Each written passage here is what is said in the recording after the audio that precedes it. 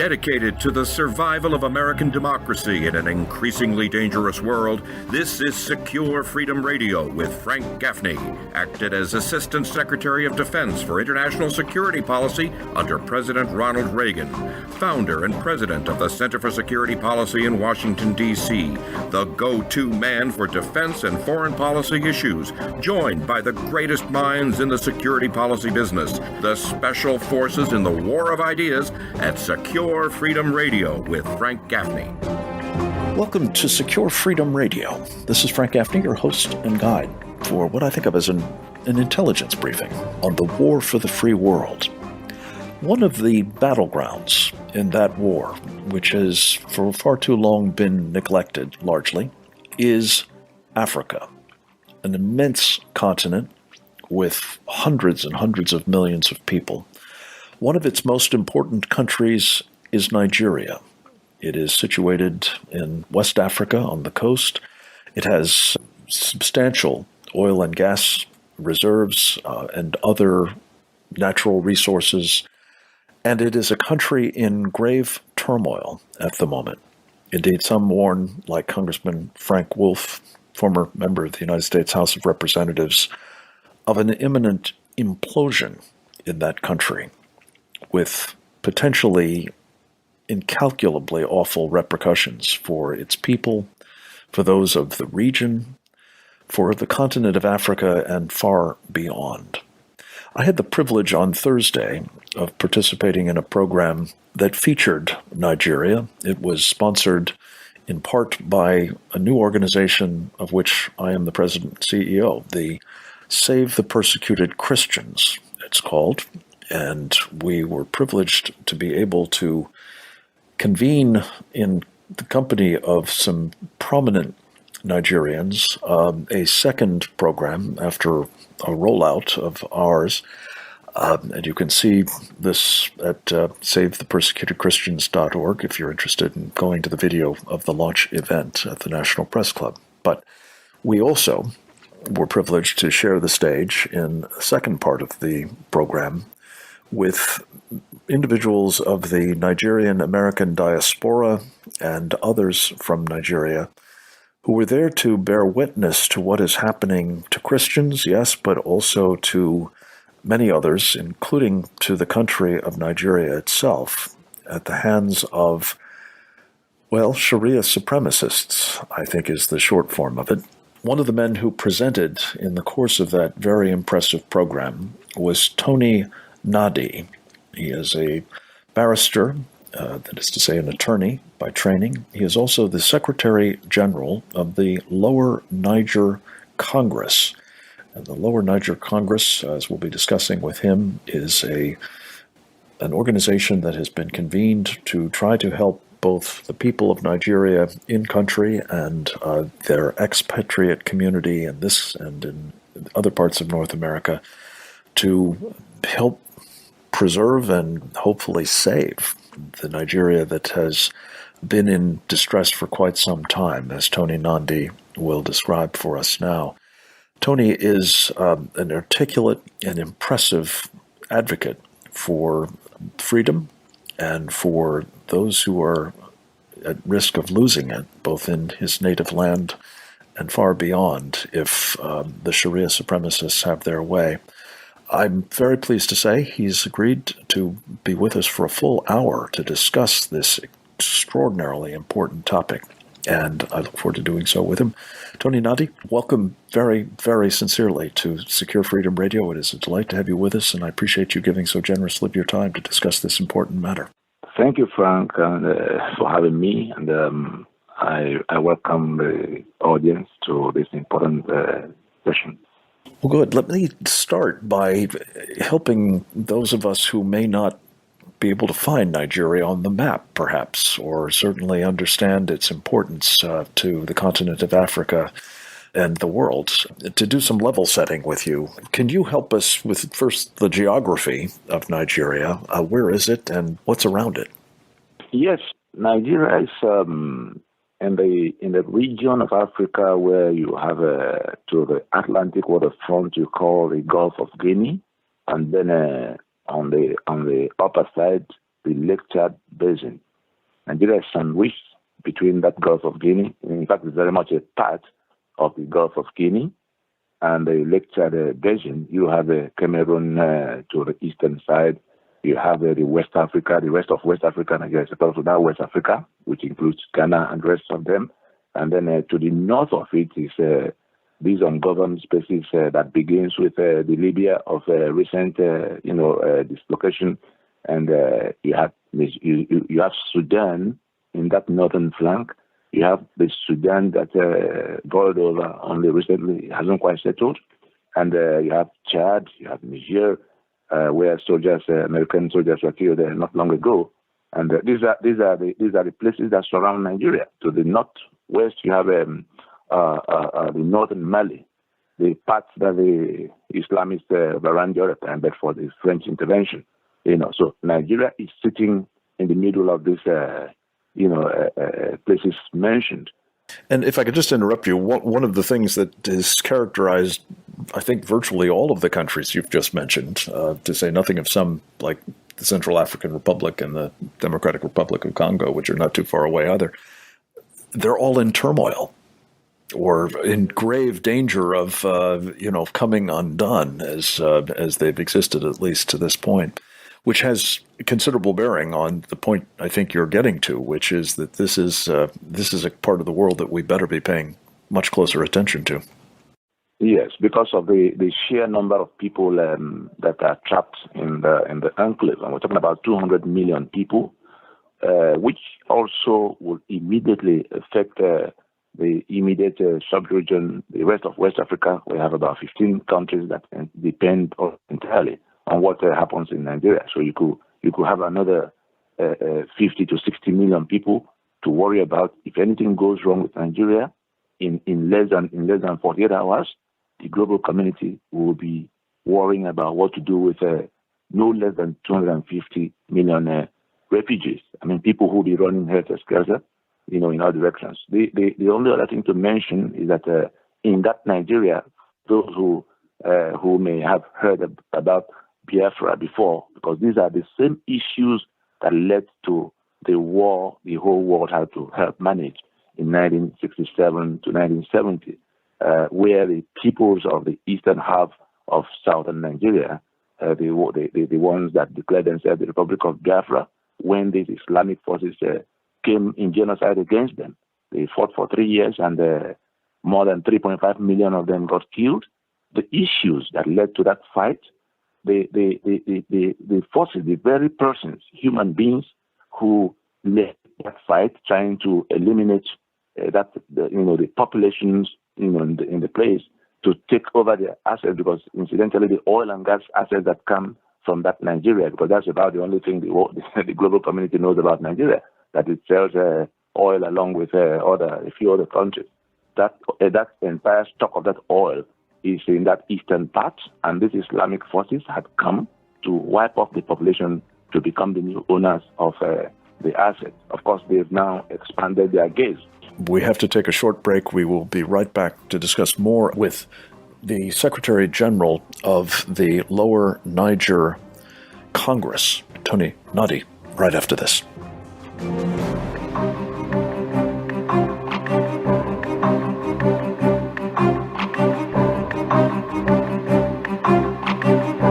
Visit us at facebook.com/securefreedom with Frank Gaffney.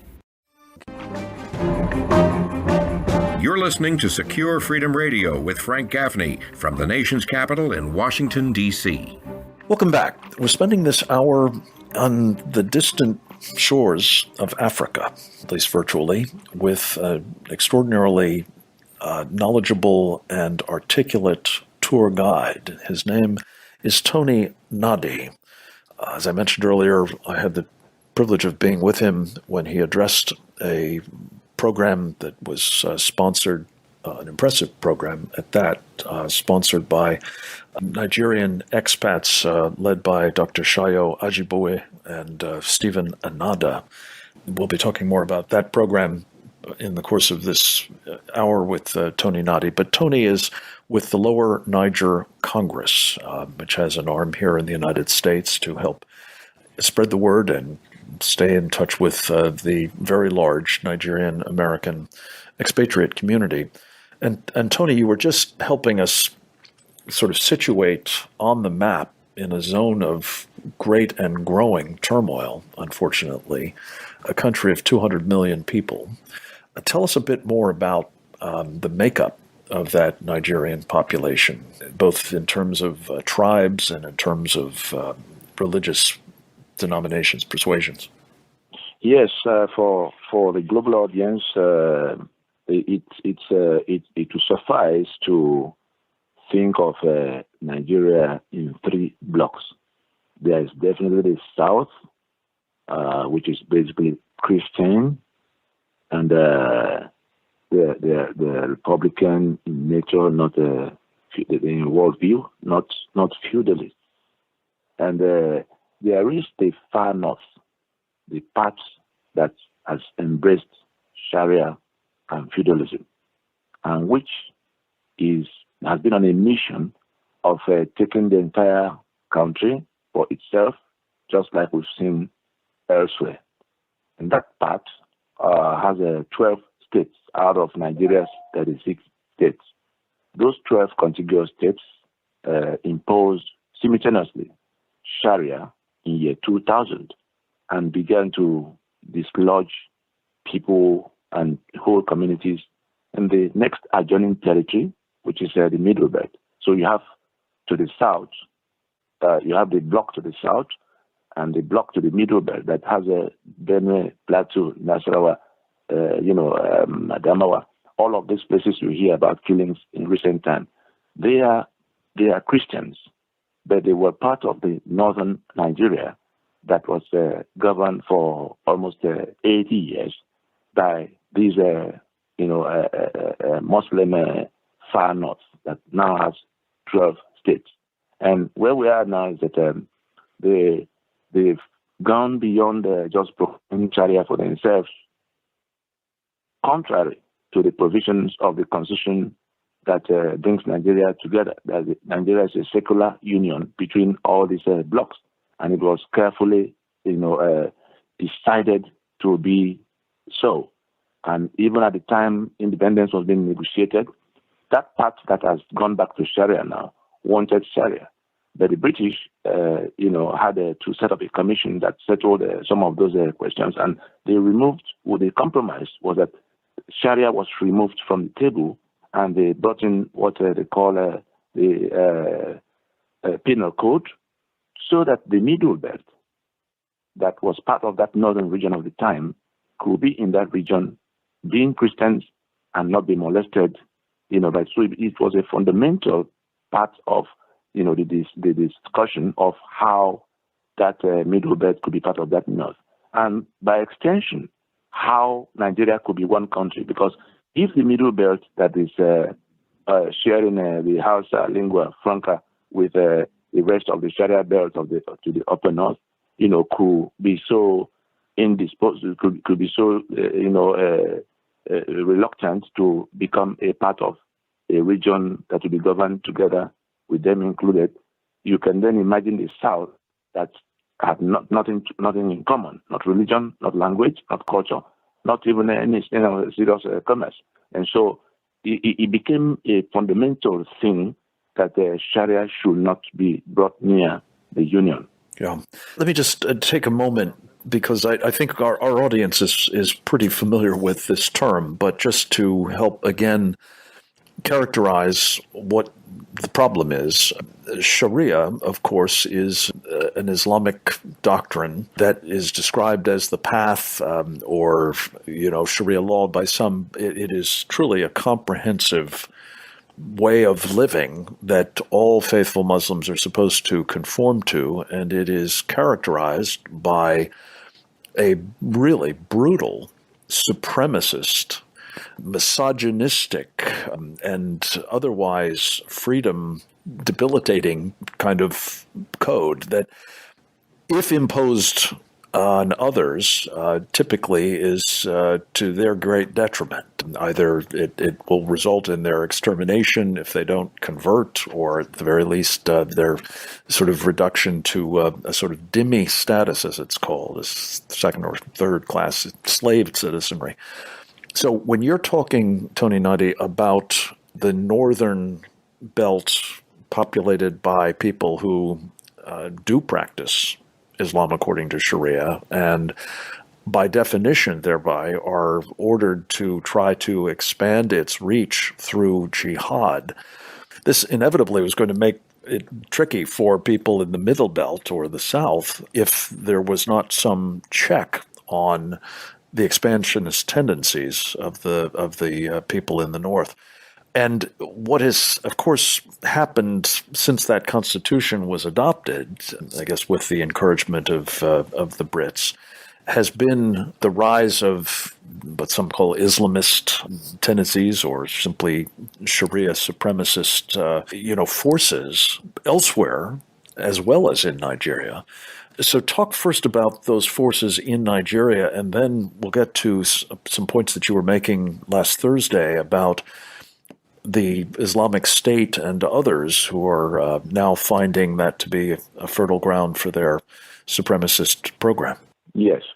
The thing that has made the Nigerian case a lot more volatile is also the feudalist angle to the Fulani, who are the Fulani is that a supremacist group that has overrun that place and established control. There are people they met there who they basically subjugated to a point of no voice anymore. Now, again, the Fulani are Islamic tribesmen, as I understand it. They're nomads, but they've become increasingly armed and aggressive towards the non-Muslim population. Is that right? Yes. The ethnic drivers of this Sharia movement are the Fulani, who themselves are feudalists in their worldview. Quite apart from Sharia, they do not believe that all men are born equal. In their world, there's only the master and the slave, and things like democracy is offensive to them. They don't want to discuss. They don't believe that the slave should be competing for space with his master, and the slave is not entitled to anything, including the right to life or property, and therefore they see the rest of Nigeria as that slave. On one side, being feudalists, the rest of us are slaves in their eyes. On the other side, being Shariarists, the rest of us are infidels in their eyes. So either way, we are already condemned. The rest of Nigeria is already condemned to death, because if you insist on democracy and constitutionalism, you are offending them, because it should be a matter of a master and servant that should never be put in competition. If you then say you are Christian or you want something else, you are an infidel. And in their Sharia, they are entitled to, they owe it a standing duty of faith to kill the infidel. And as feudalists, they owe it a standing political duty to themselves to prevent their slaves from bolting away. Because in the subjugation that they have been helped to, achieve by the colonial, Britain that came working with them, and we have to come back to that point of what they came from outside. That Fulani is an itinerant population. They don't have any country to which they domicile. They are a nomadic population. Yeah, throughout much of this Lake Chad region, as I understand it. But let me turn, before we run through too much of this block, I just want to introduce another force in all of this, about which we've heard much more in the West than we have of the Fulanis, and that is Boko Haram. How do they fit into this picture, Tony Nnadi? Boko Haram was simply a creation, a deliberate creation of that caliphate, the Fulani-led caliphate, to overrun, to seize power in Nigeria. And they used it maximally. Unfortunately, there were some elements in the West that worked with them somehow because at the time that Boko Haram should have been contained for what it is, should have been categorized for what it is. Somehow it was delayed in the days of Hillary as Secretary of State, and all the way to when Obama left office. It was like a rigmarole. And then they managed to use that Boko Haram to cause so much of havoc, and they shot their way to power. You will recall what led to the outcome of the elections of 2015, in which a Southern Christian president was hounded out of office. Combination of all kinds of falsehoods and propaganda, and a lot of bloodshed, because it was a matter of, if only one of us could come, this thing could be contained. They were making it increasing the volume of blood that had to be shed to maintain that pretense that it was the weakness of the man from the other side. Bottom line, they used Boko Haram to push their way to power. Tony, let me ask you to just suspend for a second, because I'm out of time for this block. So we will be right back to discuss more with the Secretary General of the Lower Niger Congress, Tony Nnadi, right after this.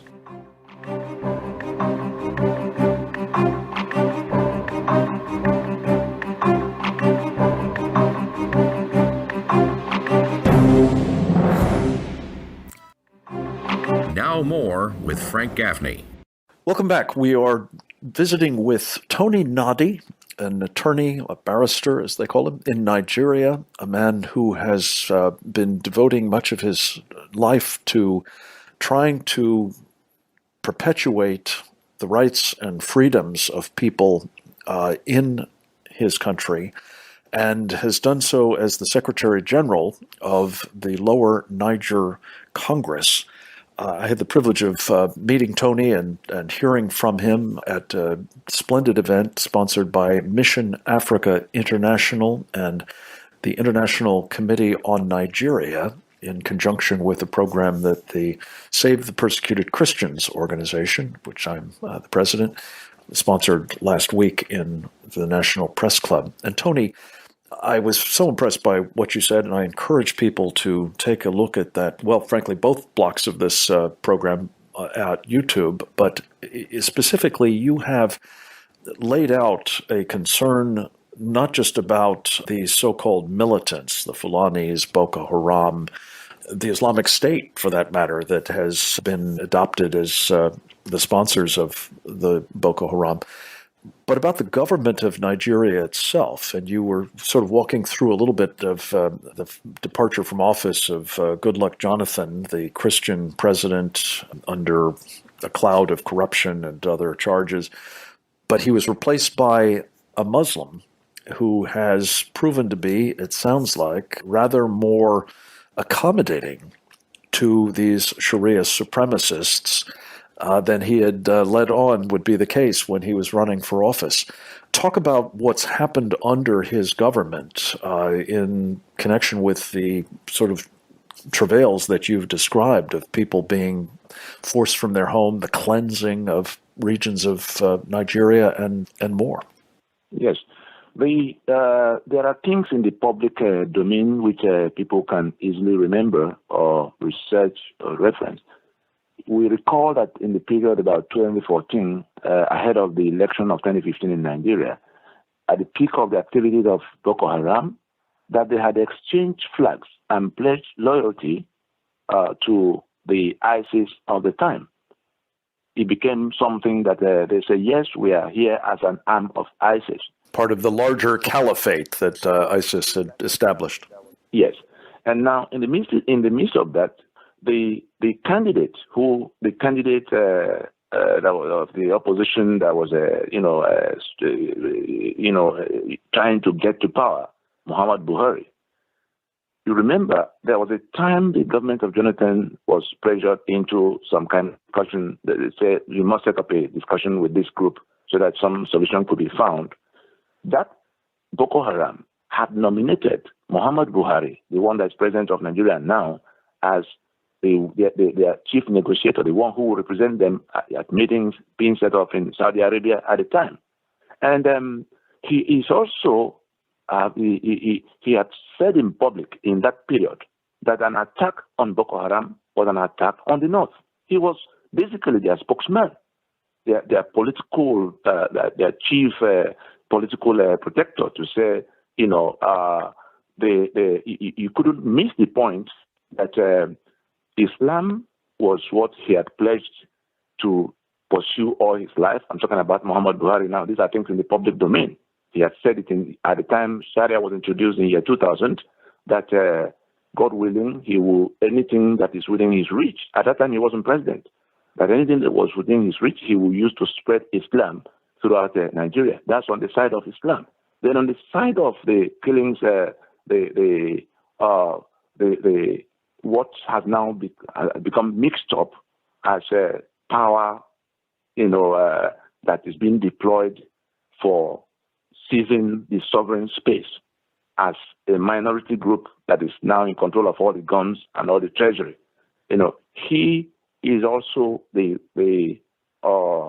grand patron of the Cattle Breeders Association. You hear about Fulani headsmen, because that's what the Boko Haram first transformed into.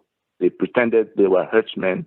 They would come with cows, and then in the name of grazing, they begin to set up a fight, and then communities are dislodged, and you could see the active connivance with people in government. And elections had come and gone, and their man had become president. So you couldn't draw the line between what was happening illicitly and what was happening, what government was doing about it.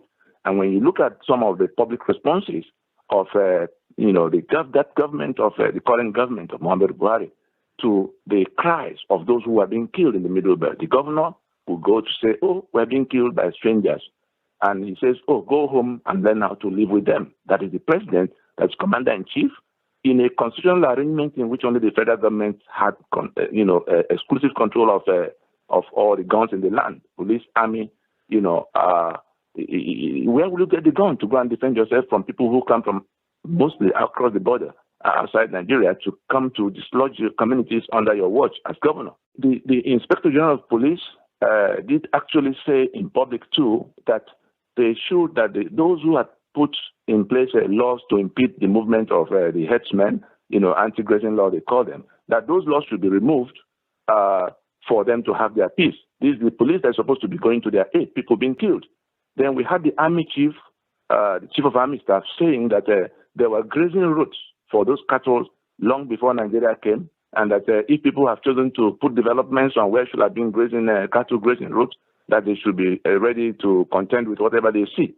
These are all so between the spokesman of the president once when saying that people should learn how to prefer their lives to their land. That is, give up your land and keep your life.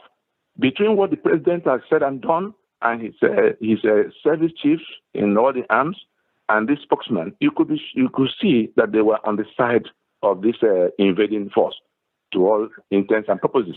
This is very helpful. Let me just see if I can distill it down so that I've got it, and hopefully my audience has. There was a fellow by the name of Muhammadu Buhari who was elected as an alternative to the Christian former president, promising sort of to behave in a benign way, as I understand it. In practice, however, he has, both in his own right and through his subordinates, been accommodating to, if not actually supportive of, these Fulani tribesmen, herdsmen, militants, whatever you want to call them, who are basically militia, Boko Haram under a different, flag, but basically promoting Sharia's expansion at the expense of Christian populations in lands they've long resided in. And that the effect is to drive those Christians from their lands and create conditions under which more violence is almost certainly going to occur. And I just wanted to ask you one question. This is, what's happening is often described, as you know, Tony Nnadi, as a cycle of violence or a clash between these Christians and these Sharia supremacists. Is that accurate? that's a dubious narrative consciously set up to deceive. There's no clash anywhere. The indigenous peoples, the owners of those territories, are in their communities. The Constitution forbids them and their state government from touching arms. That is not in the hands of federal government. Then these strangers come to meet them in those communities, to kill them and dislodge whole populations. And then somebody turns around to say it is a clash between who and who. These are invaders. And we recall the General Danjuma, Theophilus Danjuma, the former chief of army staff, who had to raise an alarm that what was going on was ethnic cleansing by these Fulani elements, and that the government and the government forces, that the army and the police that were supposed to be protecting citizens, were hands in glove with them, were in collusion with them. It was a loud alarm he raised. And for a man who was a chief of army staff of Nigeria, who had been involved in this matter since 1966, he certainly knew what he was saying, because his own community had come under attack. And he was in a position to know that those invaders were receiving help from the government forces that were supposed to be protecting the people. Let me just ask you for a point of clarification, Tony. You mentioned the term ethnic cleansing, which is familiar from lots of other places in the world, notably the former Yugoslavia and the Middle East and so on. It sounds as though it's not so much ethnic cleansing as it is religious cleansing. Is that not a more accurate way to describe it? Is it that it's a tribe that is being cleansed, or is it really that if you're not Muslim, you are subject to being removed forcibly from the land or simply killed? That was why I introduced earlier the phenomenon of the Fulani. That's the ethnic content of this mix. Yes, the Sharia was there, but the same people promoting this Sharia are also ethnic supremacists. They are Fulani. And in that alchemy, you have a terrible mix in which they come at you waving the religious flag. But when the chips are down, even those who are Muslims but not of their own stock in those places, they are overrunning. They kill them along. So it boils down. They play the cards. They have some intricate balancing they do to maintain certain pretenses. They need to maintain them. But bottom line is when we say a caliphate, it is the religion is the toga they have to wear to be able to put a pretense around the real. It's an invasion to exterminate those who own the place, because they came from outside Nigeria. They came by jihad in 1804. And their eyes are on the entire territory.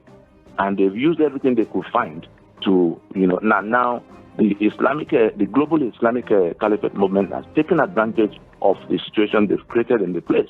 We have to wrap up for just a moment. Tony Nnadi, we will be coming back to sort of the geostrategic implications of what you've just described is taking place at the moment in Nigeria right after this.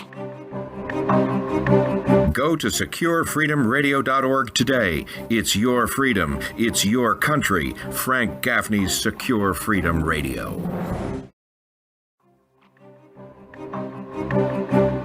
Go to securefreedomradio.org today. It's your freedom. It's your country. Frank Gaffney's Secure Freedom Radio. We're back. We are finishing up a full hour of very, very unsettling and disturbing conversation with a man who has been warning about and seeking help with the crisis now unfolding in his native land of Nigeria. His name is Tony Nnadi. He is the Secretary General of the Lower Niger Congress, a group that is dedicated to trying to help the indigenous peoples of Nigeria resist the predations of what is now being done in the name of Sharia supremacism or the efforts to seek control over the entire country by Fulani militia. And Tony, you were just at the end of the last block setting up what the stakes are here. Talk a little bit further about what ISIS is up to, as well as sort of the larger enterprise of establishing a caliphate in Africa that would benefit mightily, needless to say, from control of Nigeria and the oil and gas resources, among others, that it controls? Yes, the danger, in fact, the reason I came to town, you will recall that there's a congressional hearing already set up on Nigeria. I'm listed to address that hearing, and if not for the shutdown, it probably would have been on the way by now. But as that awaits, we had to do the program we did to call attention to the matter as it's developing. What has happened now is that the conditions created by Boko Haram and the so-called headsmen, there are no headsmen, they're just Fulani militia, had quickly grown into something the global Islamic movement has taken advantage of. And remember, I mentioned that Boko Haram, at the peak of their glory, had exchanged flags with ISIS. And from that point on, most of the big attacks were now happening in the name of ISIS itself. And we recall that a few weeks ago, the joint operational headquarters of the multinational task force that was supposed to be fighting them in the northeast there, including the armies of Nigeria, Cameroon, Chad, and Niger, was sacked by an ISIS West African operation unit, with a lot of armored battle tanks and all kinds of things. They dislodged them. They chased away the military from the place and have been in occupation of the place, as well as nearby bases all around. Where that has led is that Islamic caliphate that is being challenged in the Middle East has managed to establish a passage, a route that cross between the eastern flank of the Africa adjoining that Middle East, so much of ungoverned territory, Central African Republic, to the southern side, then Sudan and all of that, with everything Libya had introduced in that axis, they have established some connection with that the boiling space of the northeast of Nigeria. And the way they're going with the support we can all see from afar, they're getting from the Nigerian state itself, the current organizers of the Nigerian state, the current government in place. We fear that if they get to the next election, they are pushing everybody to election at a time these issues should have been resolved first, because the constitution is disputed. They want to get another 4 years by all means. Of course, we all hear about all the things they've already done in an attempt to win the election by all means, chasing opposition people all around. If they get those 4 years, we suspect that it is for them to roll their tanks deeper into, southwards from where they've arrived. Now, they are done with the north. They are in the middle belt doing havoc, and they will roll into the south. And when they do that, it might come to where they seize the sovereign space, the entire sovereign space of Nigeria. And we already know what the Chad and Niger and northern Mali, each of which is bigger than Nigeria. We already know that those places are basically ungoverned spaces. They are like satellite PlayStations for Nigeria all this while. But with this monster coming in no time, if they overrun the sovereign space of Nigeria, these other territories will come back to be like Nigeria times 5, being in the control of these, Islamic, global Islamic movement. And the oil resources and all the other things that they can get here will become, a functional base for them to relaunch their global campaign, which they have been stopped in the Middle East, substantially from doing. They've relocated here. And the reason we have now come to the United States to inform everybody that instead of allowing the whole thing to come to where 250 million people are running helter-skelter because everybody is going to feel something about it, boots will have to be put on ground down the road. The United States can help at this time to stop the matter from getting that bad by appointing a special envoy that will come to, sit down with all of those who are contending in one part or the other to put the kind of solution that can contain this. What the U.S. is been doing in the region is based on a misdiagnosis. Of course, I'm sure many saw the report of the U.S. Army War College in Pennsylvania 2013 titled Nigerian unity in the balance. People can Google it, where the military had taken their time to look at what was going on in the region and advise Washington, to do the things along the lines of what we are proposing now, that a line has to be drawn to prevent this monster from seizing that sovereign space. Because if that is not done, it becomes a much bigger problem that will consume a lot more, destabilize everything, you could think about, and becomes a lot more costly for all the sides. Okay, so let's just recap then, because this is really the crux of the problem. Yeah. You have a Nigeria that is at risk of falling to Sharia supremacists who will set in train, if that were to occur, not only the acquisition of immense resources in the form of Nigeria's oil and gas wealth, but also driving populations, both from Nigeria itself and other parts of the region, into not only Africa and the wide reaches of that continent, but presumably into places like Europe as well, quite possibly making what we've seen there and all of the destabilization and trauma that it's created from the refugee flows from the Middle East primarily and elsewhere, pale by comparison. So this is a global problem of the first order. And what you're saying, Tony Nnadi, as I understand it, and I very much agree with it, by the way, is that were the United States to engage at this point, and it seems like a relatively modest thing to ask,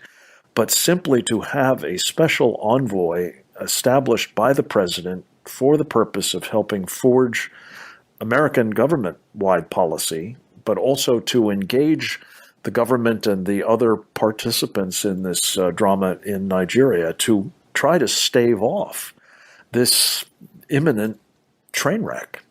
Does that basically capture the idea? Absolutely. Absolutely. What resistance is there, as you see it now, to this modest request? I mean, it seems to me to be the least we can do. We've got special envoys for all kinds of things, including one that was just named, as I recall, for Syria, I think it was. But what is it that impedes this request from being honored? I would think that the people who are, committing the atrocities are also, maybe they have their lobby, they have their narratives, their falsehood they've set up. They have a lot of money to service their lobby that goes to tell, the wrong story to those who are not probed.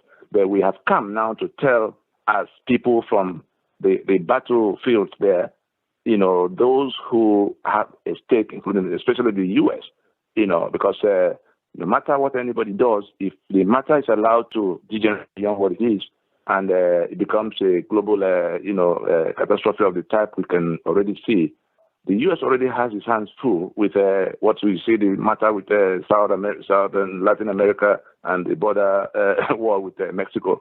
People are going to be under pressure to get here, and is it not better for the problem to be resolved where it is, so that because we have ground operations, we have networks, we have a new consensus, a new majority that is capable of reworking the entire thing. This minority that is causing havoc is like cancer, and what we have in our hands is the best quarantine plan that can be used to contain that cancer before it spreads and becomes unmanageable. Tony Nnadi, we have to leave it at that for the moment, but thank you so much for your time today, as well as for the work you're doing at the Lower Niger Congress. I hope that you will come back to us with updates soon. I hope the rest of you will join us again tomorrow. Same time, same station. Until then, this is Frank Gaffney. Thanks for listening. You've been listening to Secure Freedom Radio with Frank Gaffney.